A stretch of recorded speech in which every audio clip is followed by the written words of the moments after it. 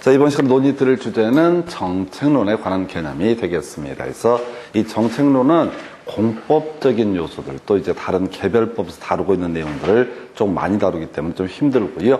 5문제 중에서 역시 매년 한 문제 정도가 이상한 문제가 구성이 되고 4문제 정도는 무난하게 구성이 되게 됩니다. 자, 정부가 부동산 시장에 개입하게 되는 것 뒤에서 이제 직접적 개입 또는 간접적 개입을 논하게 될 텐데 정부가 부동산 시장에 개입하게 되는 원인이라고 하는 거 이런 게 있었습니다. 바로 지금 이제 시장 실패 얘기하고요. 외부 효과라고 하는 두 가지 쟁점 때문에 정부가 부동산 시장에 개입할 수 있다 해서 주로 이제 논의가 되는 게 시장 실패 얘기부터 시작을 하게 됩니다. 그래서 우리가 앞에서 이제 시장론 파트에서 현실의 부동산 시장이라고 하는 것은 준강성 효율적 시장이라고 해서 부동산의 가격에 과거의 정보 그리고 현재 정보만 반영되어 있는 시장을 가리켜서 준강성 효율적 시장 이런 식으로 논의를 했었고요. 그래서 얘는 완전 경쟁 시장이 아니다라고 설명을 드렸습니다. 따라서요. 완전 경쟁 시장이 되게 되면 자원의 효율적 배분 할당이 이루어지게 되겠지만 이 불완전 경쟁 시장 하에서는 자원의 효율적 배분 할당이라고 하는 거에 어렵다라고 이렇게 전제를 했었죠. 그래서 지금 이제 부동산 시장이라고 하는 것이 불완전 경쟁 시장이기 때문에 정부가 이 부분에 개입할 수밖에 없다. 이런 게 이제 하나의 타이틀이 되겠고요. 또 하나가 공공재 부족 문제라고 하는 것이 나오게 됩니다. 그래서 공원이라든가 녹지 이런 것들을 우리가 공공재라고 부르게 되는데 이 공공재라고 하는 것을 시장에만 맡겨두게 되면 충분한 만큼 생산되지 못한다라고 하는 거. 그래서 정부가 나서서 일부 공공재를 설치를 하게 된다. 이게 30회 때 이제 나왔던 주제가 되게 되는데 타이틀 보셔야 돼. 시장에만 맡겨놓게 되면 공공재 충분하게 생산이 되지 않는다. 그래서 정부가 나서서 공원도 설치하고 등등등. 그래서 정부가 시장에 개입할 수밖에 없다. 이렇게 전제를 합니다. 그래서 조금 자세히 보시게 되면요.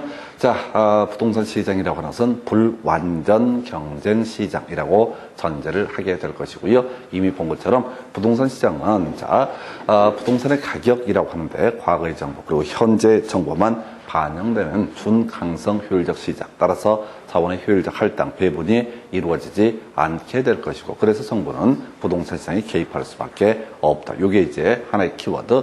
두 번째 바로 수요 공급에 관련해서 먼저 이제 뒤에서 논의하겠지만은 이 부동산이라고 하는 제한은 고가성이라는 특징 비싸가지고요 수요자는 공급자가 자유롭게 진출입할 수 없다라고 이렇게 전제를 하게 됩니다. 그래서요, 자, 지금 이제 그 아파트를 공급할 수 있는 사람은 몇몇 업체에 불과하다. 그들이 독점적 지위 또는 독과점적 지위를 가지고 있다. 그래서 가격을 지들 마음대로 책정을 할 수가 있다. 그래서 뒤에서 공부하겠지만 분양가 상한제라는 개념처럼 정부가 나서서 뭘 하게 된다고요? 바로 이렇게 지금 이제 개입을 할 수밖에 없다라고 해서 지금 이제 이미 뒤에서 공부하겠지만 분양가 상한제라고 하는 것은 우리나라에서 시행되고 있는 제도 중에 하나가 될 것이고요. 요걸로 이제 보도 보게 되면 조금 이제 지켜보긴 해야 될 텐데 전 월세 상한제라고 하는 것도 아마 도입이 될 것으로 보여지고요. 그 다음에 부동산 거래 신고 등에 관한 법률에서 우리 지금까지 공부했던 것은 매매 계약이라고 하는 거, 공급 계약이라는 것만 부동산 거래 신고의 대상이 되게 되는데 지금 모르겠어요. 어떻게 이제 어차피 법이 개정이 되더라도 한 6개월 정도 시차를 두고 시행되니까 이번 시험은 적용될 가능성이 낮은데 지금 이제 입법안 나온 것 중에 하나가 바로 전 월세에 대해서도 실거래가 신고제라고 하는 것을 지금 도입하는 걸로 얘기가 되고 있어요. 그래서 현재 시행 안 되고 있는 게 전월세 실거래가 신고제 요거 안 되고 있고요. 그 다음에 또 하나 이슈가 될 만한 것이 바로 전월세 상한제 요건 적용이 되고 있지 않는데 아마 특별한 사정이 없으면 정부 여당이 다수다 보니까 아마 이런 정책들이 아마 도입이 되게 될 것으로 보여집니다. 다시 원점 들어와서 자 제목들을 외우셔야 돼. 완전 경쟁 시장이라고 하는 거 이렇게 가죠. 그래서 이 완전 경쟁 시장을 상징하는 값이 두 가지가 있게 돼요. 그래서 이 완전 경쟁 시장이라는 것은 제품의 동질성이라고 하는 것, 그 다음에 이제 수요자, 공급자가 자유롭게 진출입하게 되면은 이때 바로 완전 경쟁 시장이다. 그래서 우리가 개별성이라는 특성 때문에 똑같은 제품은 존재하지 않는다. 그래서 부동산 시장은 불완전 경쟁 시장이 되게 된다. 그리고 또 하나 이슈가 됐던 게 자유로운 진출입이 불가능하다. 그래서 역시 정부가 부동산 시장에 개입할 수밖에 없다 해서 일단은 이걸 가실 때 뭐 스토리가 전개가 안 되면 제목 정도는 기억을 해 두는 게 필요할 겁니다. 자, 그다음에 30회 때 나왔던 주제 공공재 관련해서 사회적으로 필요하지만은 시장 기구에 맡겨두기만 하면 충분한 양만큼 생산되지 않는 재화, 이걸 우리가 공공재라고 얘기하고요. 이것도 그래 깊이 갈 게 아니라 이 공공재와 관련해서는 자 시장 생산량이 부족하기 때문에 일부는 정부가 생산을 하게 된다. 공원 같은 거 보면요, 아파트 같은 거 있지 않습니까? 아파트 같은 것을 보게 되면 공원 잘 조성을 합니다. 그 이제 결국은 민간이 바로 공공재를 공급하는 영역이 되게 될 텐데 그 외에도 정부가 나서서 공원 등을 설치하는 경우도 존재할 수 있다라고 하는 걸 해서 요 가지고 자 30회 때 쟁점이 됐었고요.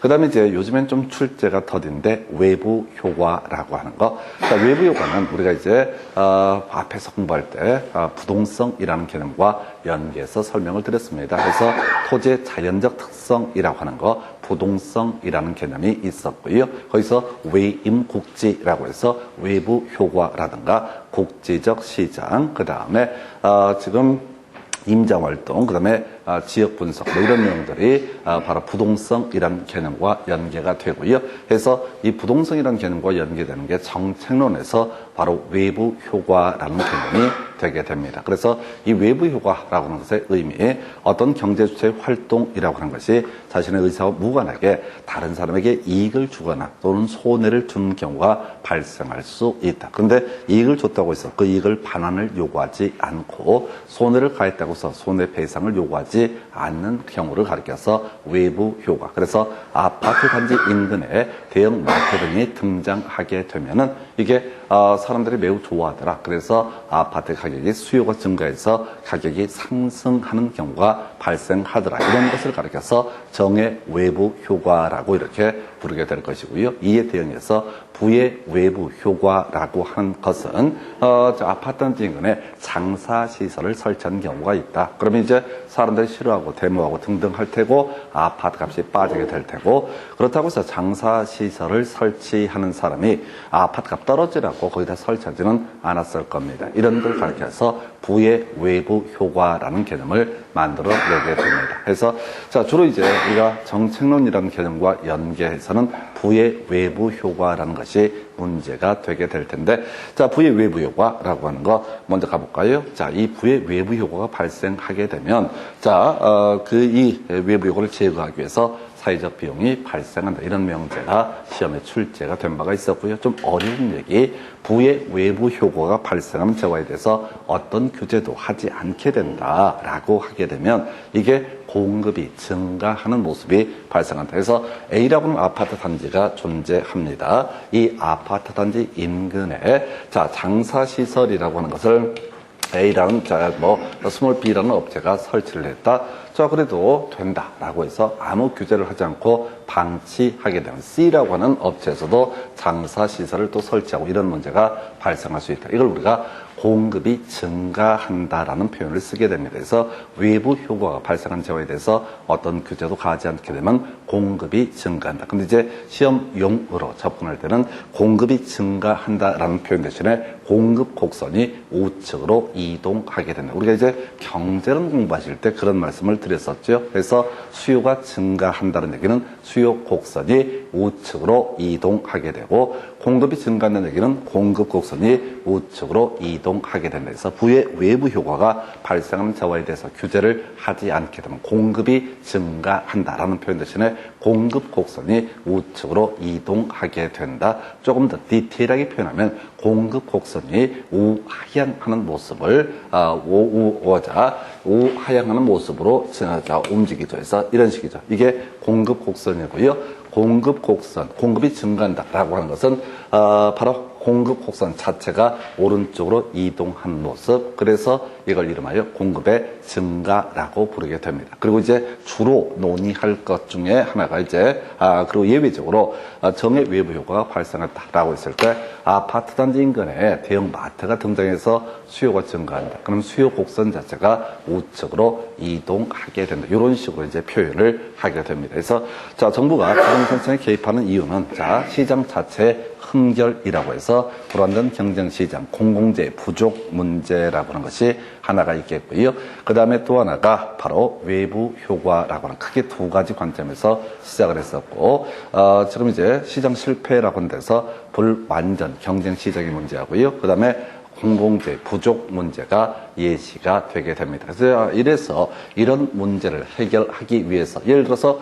불완전 경쟁 시장이다라고 해서 정보의 비대칭성 문제가 있다. 사람들이 잘 정보를 정확히 알지 못한다. 이게 이제 부동산 가격 공시제라든가 실거래가 이런 것들이 실거래가 신고제 이런 것들이 바로 정보의 비대칭성을 보완하기 위한 그런 수단이 되겠고, 분양가 상한제 이런 것들이 독과점의 문제를 해결하기 위한 수단이 되게 될 것이다. 그 다음에 이제 부의 외부 효과를 제거, 완화하기 위해서 가장 대표적인 정책 수단이라고 하는 것이 바로 용도 지어 지구제라는 개념이 나오게 되죠. 그래서 주택은 주택끼리, 상가는 상가끼리, 공장은 공장끼리. 그래서 아파트단지 인근 지역을 주거 지역으로 전제를 해버리면 장사시설 등은 입지를 할 수 없게 막는 것. 소위 이제 부의 외부 효과를 제거하기 위한 그런 수단, 이렇게 해석을 하게 됩니다. 그래서 이 정도가 정책론의 등장 원인이라는 개념이 되게 될 것이고요. 그 다음에 이제 검토 드리게 될 주제가 부동산 정책의 내용에 관한 거, 직접적 개입하고요, 간접적 개입해서 요거는 한 7년 동안 3번 정도 나오는 주제이고요. 전통적으로 쉽게 나오는 문제가 어떤 부동산 정책이라는 것이 직접적 개입이냐 간접적 개입이냐, 요걸 이제 지문 형태로 많이 구성을 하게 되지요. 그래서 직접적 개입이라고 하는 것은 부동산 시장이라고 하는데 정부가 수요자 또는 공급자 입장에서 참여하게 되는 것을, 즉 물건을 사들이거나 물건을 공급하거나 이런 것을 가리켜서 직접적 개입이라고 부르게 됩니다. 이에 비해서 나머지 수요자는 공급자가 아니라 제3자 입장에서 개입하게 되는 것, 바람만 잡는 것을 가리켜서 간접적 개입. 그래서 이 문제를 접근해 갈 때는 직접적 개입 3가지, 최대 4가지만 정확하게 외우시게 되면 나머지는 다 간접적 개입에 해당이 되게 됩니다. 그래서 직접적 개입으로 논의하는 것이 공영개발해서 도시개발사업 이런 것들을 가리켜서 공영개발이라고 부르게 됩니다. 그래서 주택이 부족하다. 그러면 이제 주거 중심의 도시 건설해서 공급하면 될 것이다. 그래서 공영개발이라는 개념 하나가 있고요. 얘는 가장 간단하고요. 오히려 시험 지문에 잘 안 나오고, 두 번째 공공토지 비축이라는 제도가 있습니다. 그래서 공적인 목적으로 땅을 미리 사두는 것을 가리켜서 공공토지 비축. 뒤에서 이제 지문 속에서 나오겠지만 이 공공토지 비축을 담당하는 주된 기관은 한국토지주택공사가 담당을 하게 됩니다. 법 체계적으로는 국가나 지자체도 사들일 수 있다라고 되어 있는데 일반적으로 국가 지자체가 땅 사서 뭐 하겠습니까? 관리 자체를 못 하는데, 그래서 토지주택공사가 담당을 하게 되는데, 수용이라는 개념이 있죠. 그래서 토지 소유자가 공익사업 하는 과정에서 뭐 싫다고 해도 보상금 주고 땅을 강제로 뺏어낸 것을 수용제도. 그래서 이건 이제 수요자 입장에서 정부가 부동산 시장에 개입하는 것이다. 해서 정확하진 않지만은 우리가 이렇게 가야 돼요. 그래서 토지주택공사가 사들이는 것도 정부의 일종, 정부의 기능을 분담하는 것으로 해석을 해야 됩니다. 그 다음에 선매협의라고 하는 거, 이 선매협의는 2차 과목 공인중개사법이랑 같이 공부하는 부동산 거래, 신고 등에 관한 법률에서 공부하게 되는 토지거래 허가제와 연계가 되어 있습니다. 그래서 소위 이제 국토부 장관이 도지사라는 사람이 토지거래 허가 구역이라고 하는 것을 지정을 하게 되면 그 지역 내에서는 토지 소유자끼리 마음대로 사고 팔 수가 없고요. 시군구청장이 토지거래 허가 처분이라는 것을 했을 때만 두 사람 사이의 계약이 확정적 유효가 되게 된다. 그래서 허가구역 안에서 허가를 받기 전에 토지거래 계약이라고 하는 것은 유동적 무효라고 얘기합니다. 그래서 유동적 무효라고 하는 것은 유효도 아니고 무효도 아닌 상태. 그래서 민법 공부하실 때 그런 말씀을 드린 적이 있었죠. 그래서 유동적 무효라고 하는 것은 일단은 무효가 아니다. 얘는 경우에 따라서 유효가 될 수가 있다. 시군구청장이 허가 처분하게 되면 유효가 될 수가 있는 것이고요. 그래서 확정적 무효가 아니다라는 것이 하나의 이슈. 두 번째 쟁점 삼았던 것이 이건 아직 유효도 아니다 해서 불허가 처분 떨어지게 되면 무효가 되게 될 것이고 허가 처분이 되게 되면 유효가 되게 될 것이다 라고 하는 거. 그래서 이제 여기서 파생되는 주제 두 가지를 외우고 들어가야 했었죠. 그래서 이 유동적 무효라고 하는 부분에서 아직은 무효가 아니다라고 해서 자, 만약에 어떤 매매 계약이 무효가 되게 되면 매도인은 매수인에게 받았던 계약금을 토해내야 됩니다. 부당이득 반환의 법률에 따라서. 그런데 자, 무효가 아니기 때문에 매수인은 매도인에게 계약금의 반환을 청구할 수 없다. 이런 게 하나 특징이 되겠고요. 또 하나가 만약 유효다라고 하게 되면 매매계약이 완전하게 유효하게 성립이 된 상태다라고 전제가 되게 되면은 자, 이제 상대방이 채무를 이행하지 않았을 때 자, 매도인이 등기를 넘겨주지 않거나 매수인이 대금을 지급하지 않았을 때 그 상대방에 대해서 각각의 이 사람들은 해제라는 것을 하고 손해배상을 청구할 수 있다라고 이렇게 갑니다. 그래서 자, 이게 정리하면 자, 무효가 아니기 때문에 계약금 반환 청구. 자, 사안 법률의 식이죠. 항상 문제에서는 매수인은 매도인에 대해서 계약금 반환 청구를 할 수가 없고 매도인은 대금 지급하지 않았다고 해서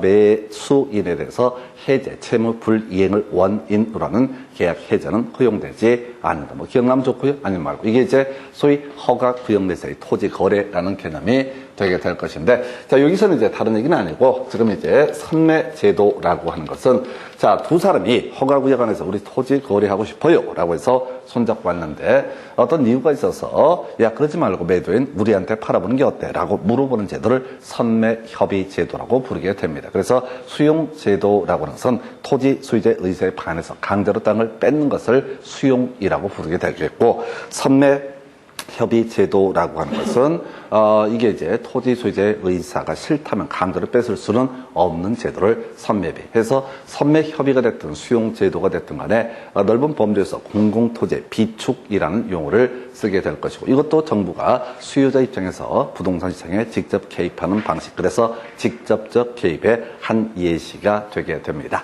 자, 그리고 이제 공공임대주택의 공급이라고 하는 거 요거 역시 아파트를 지어서 분양을 하는 거죠. 임대주택을 분양하는 거니까 공급자 입장에서 정부가 개입하는 형태가 된다. 그래서 우리 시험 16년 사이에 나왔던 쟁점 직접적 개입이라고 하는 거 세 가지 공영개발, 공공토지 비축, 구체적으로 수용제도와 선매제도 있겠고요. 그 다음에 공공임대주택의 공급이라고 하는 거 이런 것들이 정부가 부동산 시장에 직접적으로 개입하는 방안이 되게 된다. 나중에 보면 직접적 개입, 간접적 개입 이렇게 간단하게 구성합니다. 그리고 수많은 얘기를 하게 됩니다. 그런데 우리가 기억하실 것은 공영개발, 그 다음에 공공임대주택의 공급 그리고 자, 수용제도, 선매제도 이런 것들이 직접적 개입 방식이 되게 된다라고 하는 거 요렇게 전제를 해야 되겠고요. 그래서 요 정도까지 보시면 되고 나머지는요 다 간접적 개입 방법 중에 하나입니다. 뒤에서만 따로 이제 강조 드릴 것이 우리나라에서 시행되고 있지 않는 제도라고 해서 아까 제가 몇 가지 예시를 했는데 일단은 택지 소유 상한제라고 하는 것은 우리나라에서 시행되고 있지 않은 제도. 그래서 여기 이제 옛날에 그 80년대 후반에는요, 200평, 660제곱미터를 초과하는 택지를 보유하고 있는 사람에 대해서는 강제로 그 면적, 초과하는 면적을 강제로 팔게 했던 제도입니다. 근데 뭐 이런저런 이유가 있어서 폐지해서 우리나라에서 이 제도는 없고요. 그 다음에 또 하나가 토지 초과 이득세라는 개념이 있게 됩니다. 요거 이제 어떤 의미를 가지고 있냐면은 저런 거예요. 땅값이 급등을 하게 되면 세금 명목으로 일정한 돈을 뜯어냈던 제도가 토지 초과 이득세라는 개념이 되게 됩니다. 이 세금도 지금 폐지가 됐습니다. 그래서 우리나라에서 시행되고 있지 않는 제도이고요.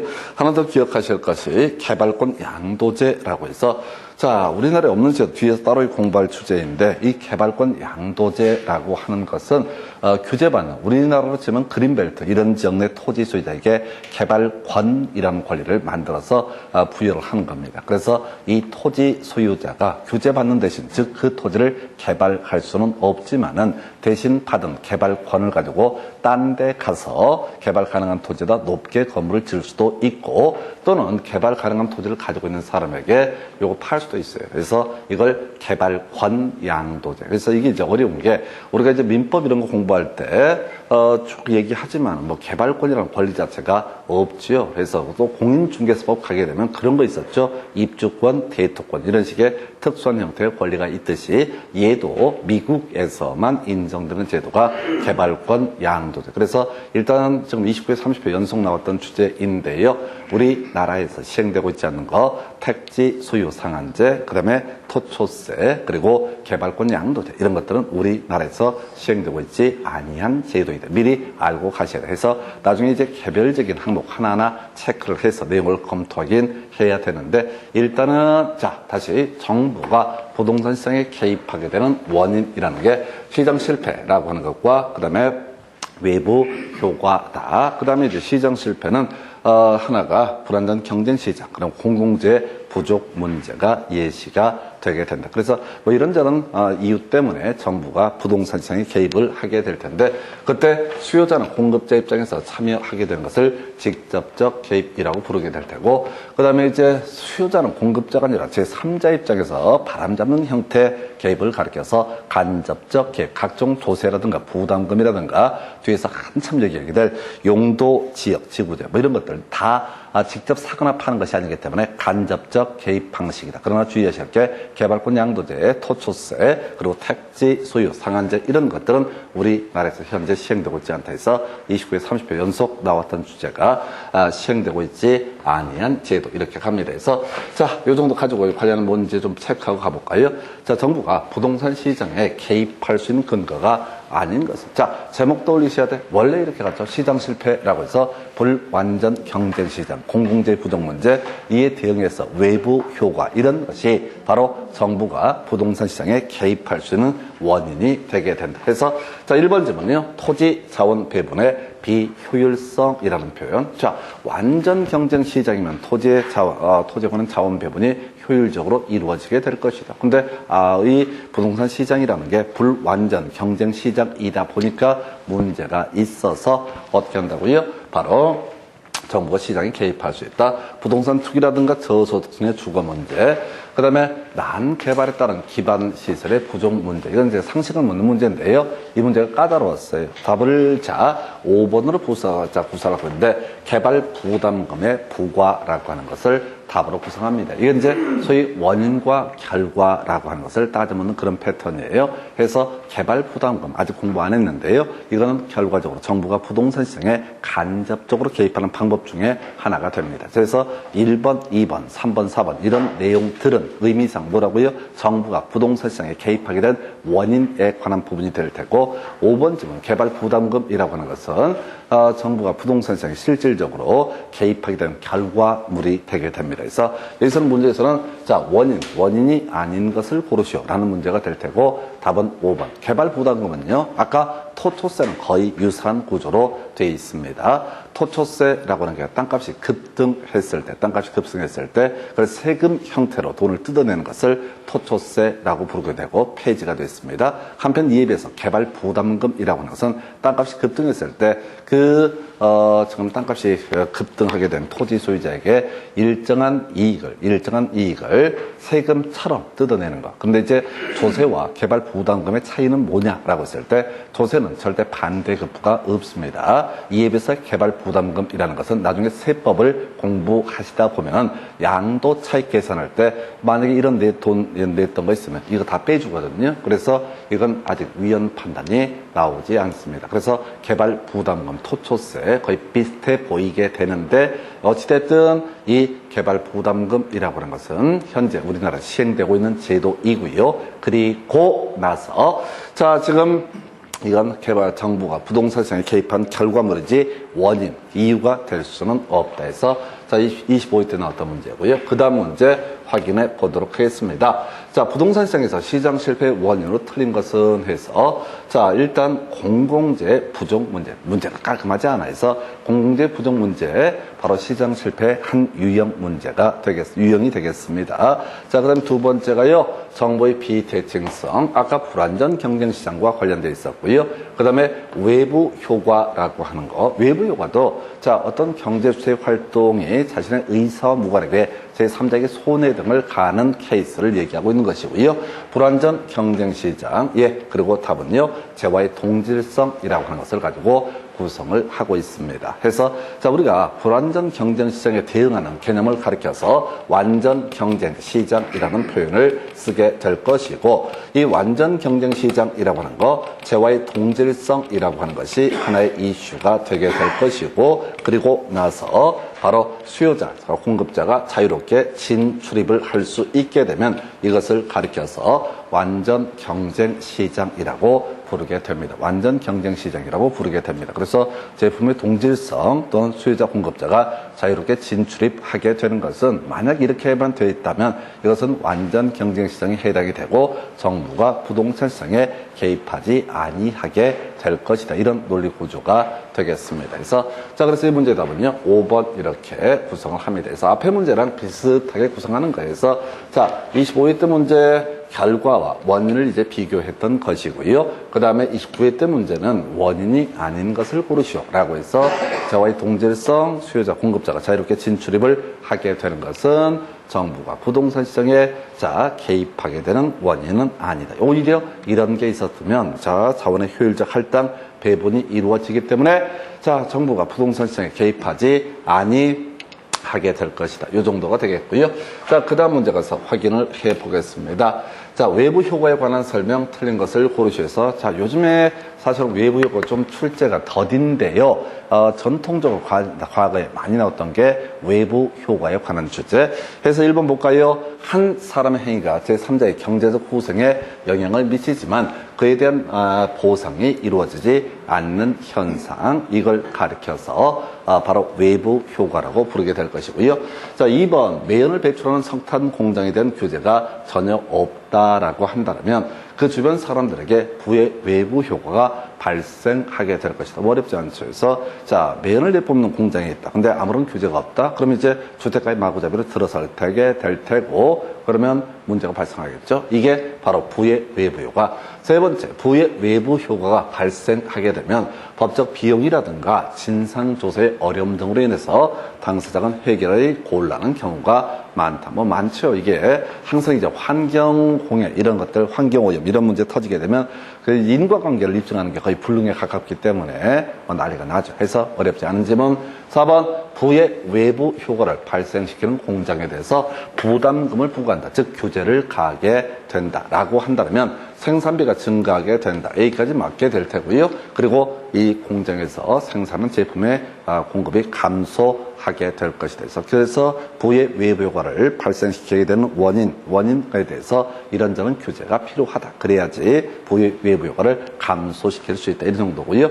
자, 5번 질문요. 새로 조성된 공원이 쾌적성이라는 정의 외부 효과를 발생시키게 되면 수요 곡선이 좌측으로 이동한다. 그래서 이건 경제론으로 섞은 거죠. 그래서 수요가 증가한다라고 하는 것은 수요 곡선이 우측으로 이동하게 된다라는 의미로 가야 되죠. 그래서 우측 좌측에서 수요 증가와 감소라는 개념을 가지고 구성을 했습니다. 해서 답은요, 5번 이렇게 구성을 하게 될 것이고요. 그래서 내용 자체는 어렵지 않고요. 경제론에서 수요의 증가라고 하는 것은 수요 곡선이 우측으로 이동하게 된다.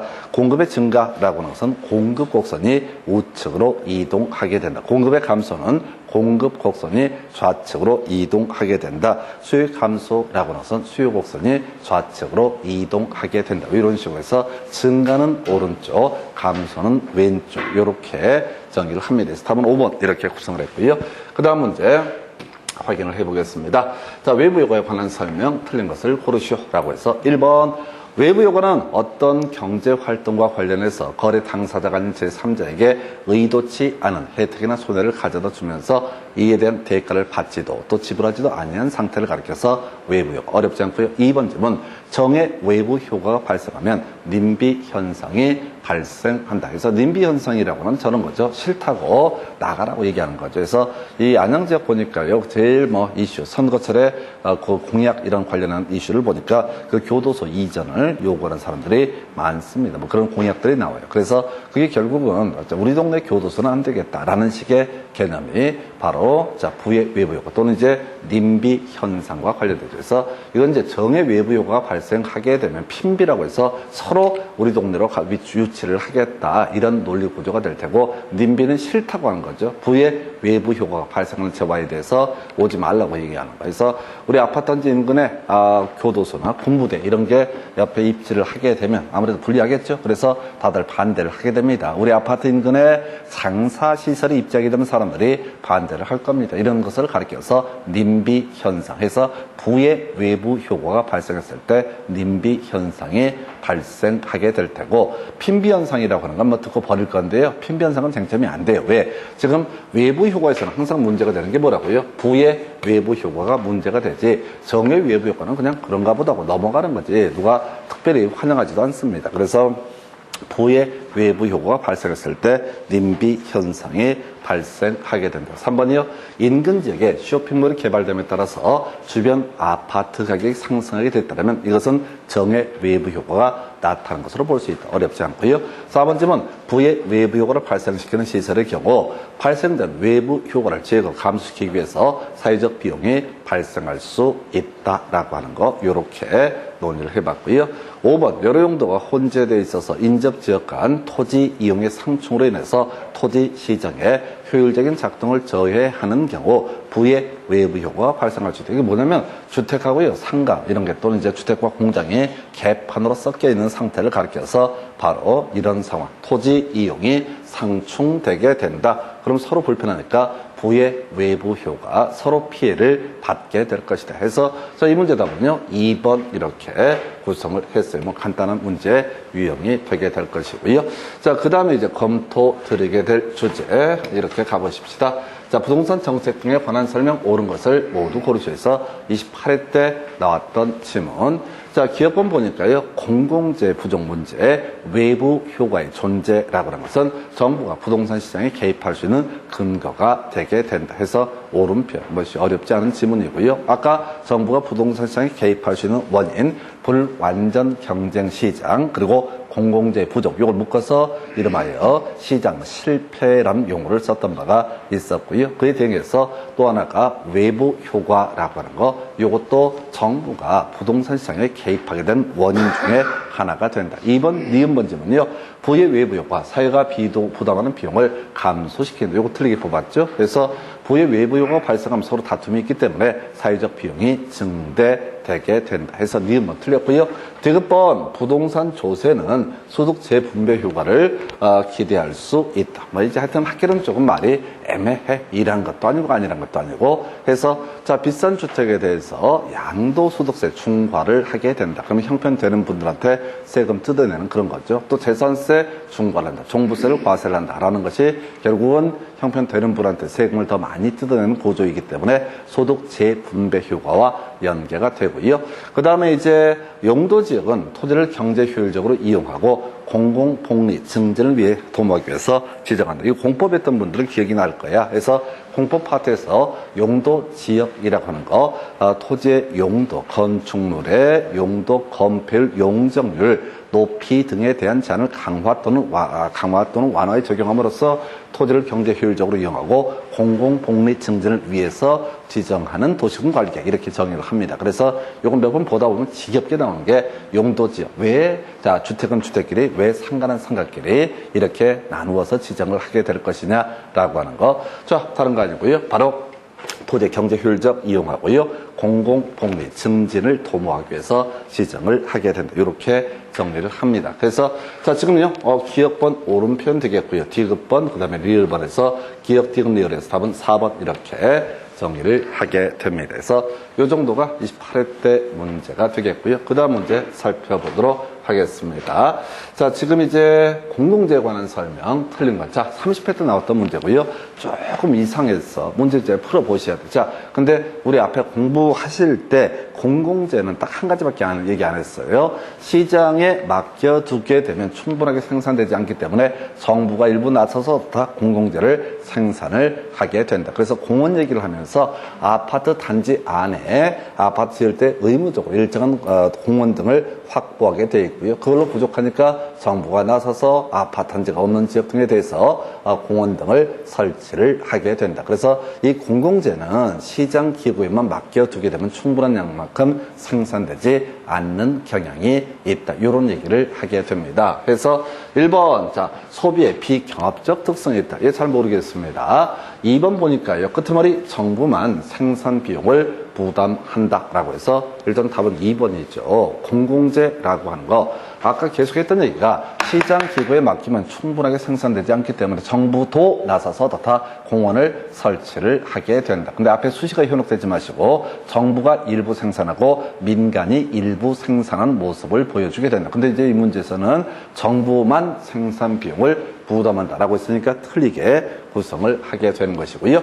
자, 무임승차 문제와 같은 시장 실패가 발생한다. 1번하고 3번은 조금 이따 설명드리겠고, 생산을 시장 기구에 맡기게 되면 과소 생산되는 경향이 있다. 그래서 정부도 나서서 어떻게 한다? 일부를 부담을 하게 된다. 이런 얘기죠. 그 다음에 5번 질문, 비배제성에 의해서 비용을 부담하지 않는 사람도 소비할 수 있다. 그래서 자, 여기서는 지금 그러니까 이런 거예요. 지금 이제 공공재니 뭐 이런 걸 가지고 용어 하나하나를 다 외우게 되면은 개판됩니다. 답을 미리 외우고 들어가야 돼. 공공재에서는 그저 모든 얘기가 시장 기구에만 생산을 맡기게 되게 되면 충분한 양만큼 생산되지 않기 때문에 정부도 나서서 일부러 어떻다 설치를 하게 된다. 이렇게 가셔야 돼요. 근데 여기에 나와 있는 지문들이 너무너무 오래전 학계론 교재에 있었던 그런 용어들을 깔아가지고요. 수험생들이 상당히 어렵습니다. 일단은 1번 보니까요. 소비의 비경합적 특성이 있다라고 하는 거. 자, 뭐냐면은 이 어떤 사람이 국가가 만든 공원을 이용한다고 해서 내가 이용을 하지 못하는 것이 아니다. 만약에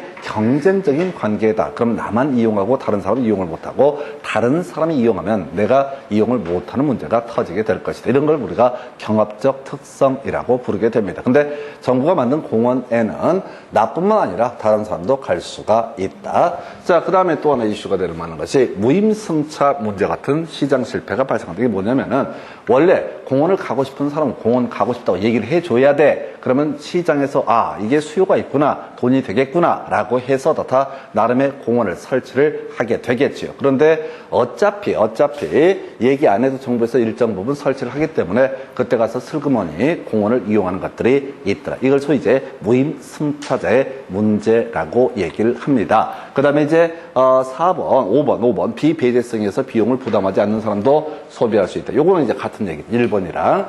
자, 지금 따로 이 비용을 지불하지 않더라도 공원이라고 하는 이 공공재라고 하는 것은 바로 누구나 다 이용을 할 수가 있다라고 하는 거예요. 자, 요거랑 착각만 안 되는 게 서울랜드 이런 거 생각하시면 안 돼. 돈 내고 들어가는 것은 그런 민간이 돈을 벌기 위해서 하는 것이고요. 따로 이 돈 안 받고도 이용할 수 있는 공원, 시내에 가끔 있단 말이야. 이 안양 보니까 뭐 중앙공원 이런 거 있지 않습니까? 이런 게 돈 안 받고 이용을 할 수 있는 그런 것이고, 이런 것을 뭐라고 한다? 공공재라고 부르게 됩니다. 근데 지금 앞에서 요약해 드릴 때 작년 자료 그대로 제가 입학할 때는 그대로 쓰고 있는데 딱 한 가지만 제가 얘기를 하고 있어요. 공공재라고 하는 것은 시장 기구의 생산에 맡기면은 생산량, 적정 생산량보다 부족하기 때문에 정부가 나서서 일부러 다 생산을 하게 된다. 그러니까 여기에 나와 있는 무임승차자니 뭐니 이런 얘기를 다 신경을 쓰시면 안 돼. 그 모든 공공재니 뭐니 이런 문제가 나오게 되면 정부도 어떻다? 일부를 생산을 하게 된다. 딱 명제 하나만 기억을 해야 돼. 근데 이게 이제 사람들이 그렇게 공부를 해놓고 나서 또 읽기 시작합니다. 뒤져버리는 거죠. 시험 문제를 읽어보시면 안 돼요. 시험 문제를 읽게 되면 완전 독이 돼요. 지금 애초에 제가 강의를 하고 준비를 할 때 답이 되는 포인트를 아예 딱 찔러서 그걸 알려드린다고. 그러면은 제발 생각하지 마시고 그냥 외웠던 거. 지금 공부를 하는 이유는 점수를 맞기 위한 것이고 점수를 맞기 위해서는 외웠던 걸 기억을 반추해서 잠깐만 공공재가 뭐였지? 라고 해서 여기서 포인트 딱 하나 정부도 일정 부분 생산을 담당을 할 수밖에 없는 재화를 가리켜서 뭐라고 한다? 공공재다라는 개념을 기억을 하셔야 돼. 이거 하나도 암기를 못하면서 5개를 골고루 암기하려고 용을 씁니다. 그럼 죽어나는 거야. 절대로 시험 보실 때 그렇게 하시면 안 됩니다. 그래서 딱 시험에 나오는 주제가 딱 정해져 있어. 그러니까 이 공공재 문제가 오랜만에 출제가 됐는데 결국은 다 똑같은 얘기하고 있는 거야. 이 파트에서 핵심 이슈 공공재와 관련해서는 자 시장기구 민간에서만 설치하기는 부족하니까 정부가 나서서 공원을 추가적으로 설치할 수밖에 없다. 그걸 가지고 이 아이가 지금 정부만 생산한다 이런 식으로서 틀리게 구성을 했습니다. 그래서 지금 제가 애초에 자료를 만들 때 그냥 내 마음대로 생각나도 찌그리는 게 아니라 그동안 시험 문제의 가장 중요한 이슈가 됐던 거. 자, 정부도 어떻다 나서서 그 부족분을 채워넣게 된다. 요거 하나만 기억을 하고 들어가시면은 그냥 답 고르는데 아무런 지장이 없어요. 근데 사람들이 생각해. 가서 읽어봐. 죽어나는 겁니다. 그냥 다 모를 말이고 이런 말은 애초에 책을 보면서 공부를 해도 이게 뭐라고 씹으려는지 감도 안 잡혀요. 그리고 이게 통계적으로 잘 안 내다가 요 근래 팍 치고 나왔는데 하나씩만 기억하지. 하나씩만. 딱딱 어떤 주제에서 키워드 1개나 2개만 대신 그걸 이해하는 게 아니라 암기를 하셔야 됩니다. 암기를 하시고 공공재는 정부도 일부 생산을 담당을 한다라는 식으로 키워드 단위로 이렇게 끊어가셔야지 이게 시험장 가서 답을 풀 수가 있지. 그냥 세우라 내우라 책 읽어보는 방식으로는 절대 점수가 안 나와요. 특히나 이 학개론 파트는 짜증이 나는 게 그 일본말 이런 것도 영어를 번역한 거다 보니까 이게 무슨 말을 하는지 자체가 전달이 되지 않습니다. 그래서 전달이 안 되니까 어떻게 돼? 막 생각을 해. 그럼 이제 나중에는 머릿속에는 많이 들어가 있는지 모르겠지만은 실제 시험장 가서는 손을 못 댑니다. 그래서 포인트 자체를 잡아내는 게 필요하다. 해서 자 이렇게 해서 정부가 부동산 시장에 개입하는 원인 등에 대해서 보셨고요. 자, 그 다음에 이제 직접적 개입. 잠시 끊었다 직접적 개입부터 다시 설명을 드리겠습니다.